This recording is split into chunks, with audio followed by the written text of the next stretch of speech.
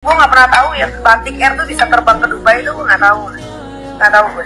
Maaf ya Marijan, bukannya saya mau ikut campur urusan keributan kalian antara Buah Peres dan Marijan, tapi mungkin saja Buah Peres benar, karena calon suaminya yang adalah seorang pilot suka terbang ke Doha, ke Dubai, ke Arab untuk perjalanan umroh, karena Batik Air juga memiliki jasa penerbangan khusus umroh. Tentu tidak terbang setiap hari, tapi di masa-masa tertentu di mana ada naik haji atau mungkin lagi masa-masa umroh yang lagi padat dari Konoha.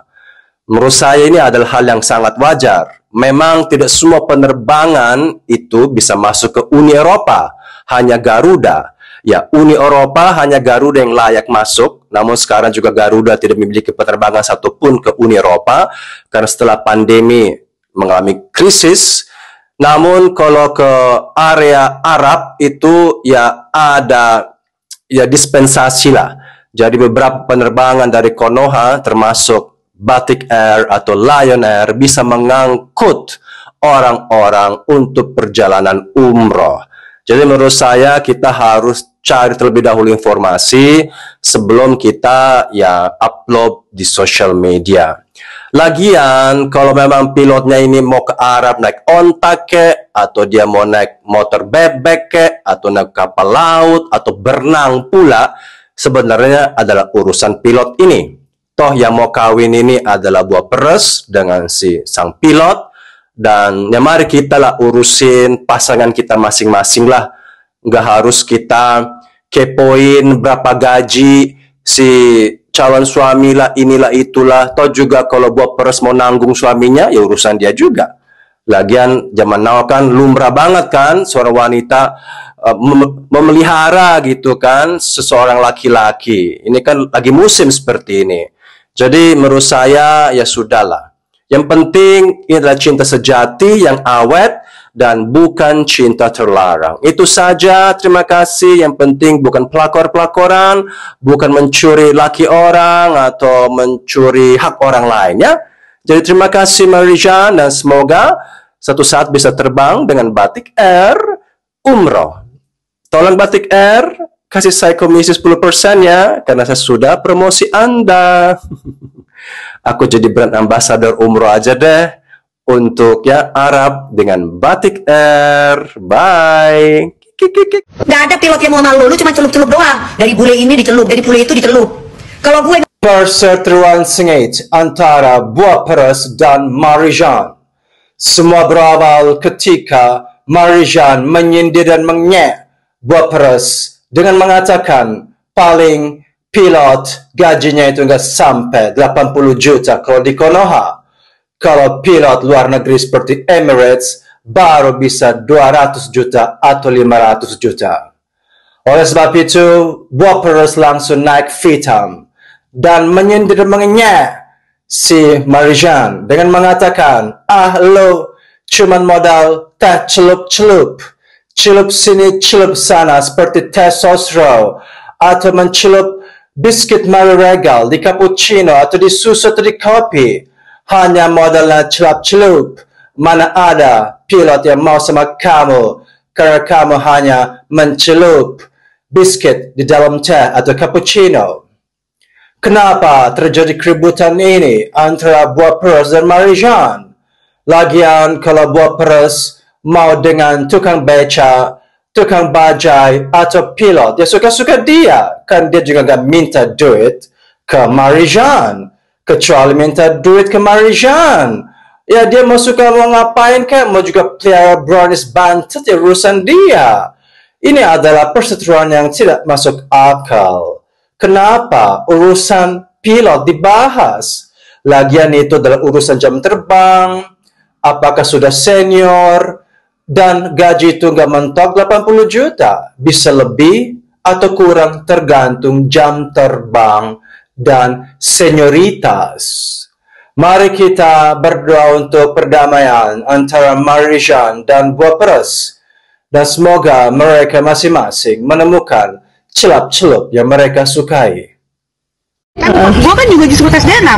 Gue kebalik, gue justru tes DNA. Semua yang justru tes DNA. Dina Cucurut puas banget melihat Denny Sumarecon ditanya kembali tes DNA. Dia bilang bahwa si Dina Cucurut itu pernah dikerjain sama Denny Sumarecon, pernah diundang di podcastnya, udah dandan, gak dibayar, habis itu podcast gak ditayangin, dia amsyong. Akhirnya sekarang si Dina Cucurut itu puas banget. Lagian dia bilang kalau memang sudah disuruh tes DNA lagi, tes aja lagi. Memang kenapa? Ya mungkin saja ada sogokan kali, atau mungkin bibitnya punya orang lain, punya tetangga, kan semua bisa diatur di Konoha. Dan menurut saya, si ceweknya itu, si mantan istri atau siapa mantan pacar, si Denny Sumarecon itu, datang aja langsung ke rumahnya Denny Sumarecon, abis itu gimana caranya lah, coba dia itu berusaha mengambil bibitnya, jadi harus disaksikan secara live, oleh dia ya, oleh pribadinya, habis itu dimasukin ke dalam satu kontainer. Habis itu si cewek ini sendiri pergi ke laboratorium untuk tes DNA. Udah gitu aja. Kenapa harus juga kecil hati atau marah Denny Sumarecon? Yang penting ada bukti bahwa ini sebenarnya adalah bibitnya dia, bukan tetangga atau orang lain. Karena kan kita tahu di Konoha itu bisa diatur. Jadi nggak harus juga galau. Toh uang ada, kan kaya, bisa undang podcast, bisa viral ya. Dengan kadang-kadang konten-konten yang maaf kata, karena nggak mutu. Ya jadi ya pasti kaya lah, masa nggak sanggup. Dan kalau cewek ini menuntut kembali, ya pastikan di kontainernya itu ya bibitnya. Tapi si ceweknya itu harus lihat benar-benar dari bibitnya langsung, harus disaksikan. Kalau mau ada saksi, boleh disaksikan juga sama istri yang baru ini juga. Jadi fair, jadi kelar. Dan nggak usah nangis lah di podcast. Ya, si Dina Cucurut juga menurut saya ya, gimana ya, dia kan orangnya bilang karma itu ada. Memang karma itu ada.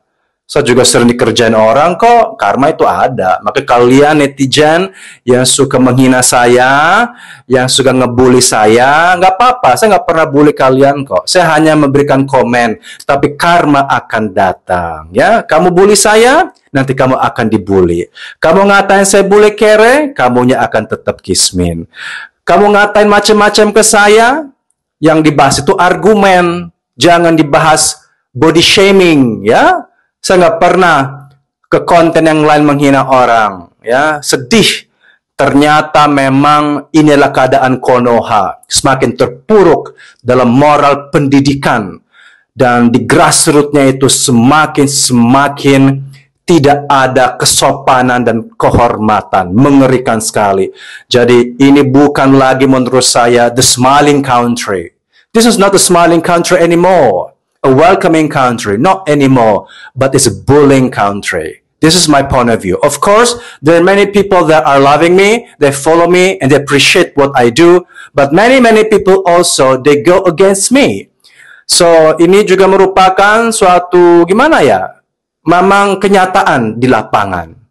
So, saya senang sekali bahwa dari smiling country jadi bullying country. Dan azab akan terus berdatangan. Makanya lakukanlah kebaikan supaya kamu mendapatkan kebaikan. Kalau kamu melakukan kejahatan, kamu akan menuai kejahatan. Seperti Dina Cucurut katakan, memang ada karma. Ya, dia pernah ditindas. Kamu bikin tes DNA dong, Dina Cucurut. Ya bayinya belum lahir ya gimana? Kalau bayinya udah lahir, baru bisa bikin tes DNA. Habis itu diambil juga itu sampel dari bapaknya. Ya, sekarang karmanya kena ke Denny Sumarecon. Jadi nangis ke podcast kemana-mana. Ya, bikin aja lagi. Ya, tes DNA terus. Ayo ke kiri, nona mai ke kiri, ke kanan, nona masih. Ya.